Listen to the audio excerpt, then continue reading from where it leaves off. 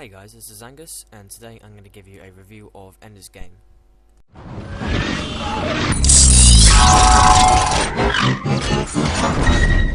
So the main plot of Ender's Game is that a host alien race called the Formics have attacked Earth, and they lost just by a sacrifice that one of their soldiers made.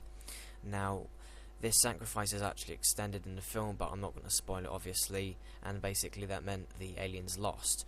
So after that, obviously the people on Earth tried to prepare for it again just in case that the alien came back, and this film is about finding that commander or leader who will lead Earth to defeating them again and completely getting rid of the race. So the person we're presented with as the commander for Earth and the military is Harrison Ford, and the leader that we're presented with also is Asa Butterfield, and of course he is the kid that tries to lead Earth and how he does it. Now, I did really like Harrison Ford and Asa Butterfield, but we also got some other characters like Ben Kingsley, and I really liked him in this film as well. So the actual job that Harrison Ford is in this film is Colonel, and what he does is he sort of runs this international military in space, and he finds all the best of the best children that can find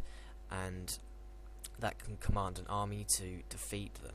Now, the kid, who is played by Asa Butterfield, is Ender Wiggin, and of course that's why the main title is Ender's Game, and he's sort of like a shy but incredibly intelligent boy who can always find a way out of any situation. So basically he's sort of sent to like this battle school, and he's sort of bullied because he makes all the others jealous, and he keeps on getting promoted higher and higher, and so of course he's actually promoted to the actual colonel of the entire fleet. So the first part of the film is of course based on his story, and surprisingly a lot of the film is based around him. Now, I wasn't surprised about this, but nearly 3/4 of the film is based on how he got here and how he managed to get in charge of it.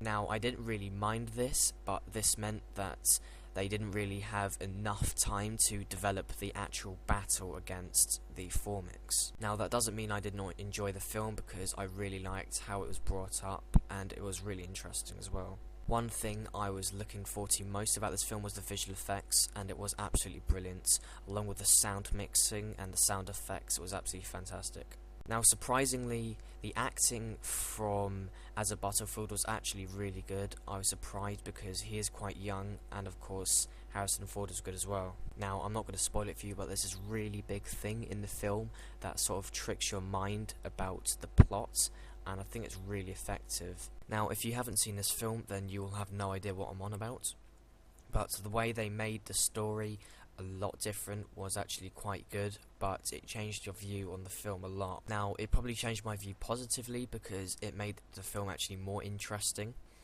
and also I think it sort of gave a hint that there will be a second film. Now, Ender's Game is based on a novel which was made in 1985, so I was expecting that this was going to be quite a simple story, but it wasn't. It was actually quite complicated. Now, I can imagine this is a very big film for the creators, because they probably had a lot of planning in this, and the reason it's taken them so long is because they haven't had the technology. Well, now they've had it, and I think it's absolutely worth the wait because everything in it was absolutely stunning, and the art design was absolutely fantastic. Overall, I really enjoyed Ender's Game. I thought a lot of the features was absolutely brilliant, especially the sound mixing and the sound effects. Now, I wouldn't say the acting was incredible, but I thought it was really good for most of the actors. The story was good, and of course, as I said, the visual effects. If there was one thing I wanted to be improved about this film, I'd probably say the battle should be more developed, but it's because of this big thing that I'm not going to tell you that sort of makes the reason that they can't develop the film that much. Sorry, the battle. But they sort of have to, because that's what makes this film. It's not actually a battle, but it is, if that makes sense.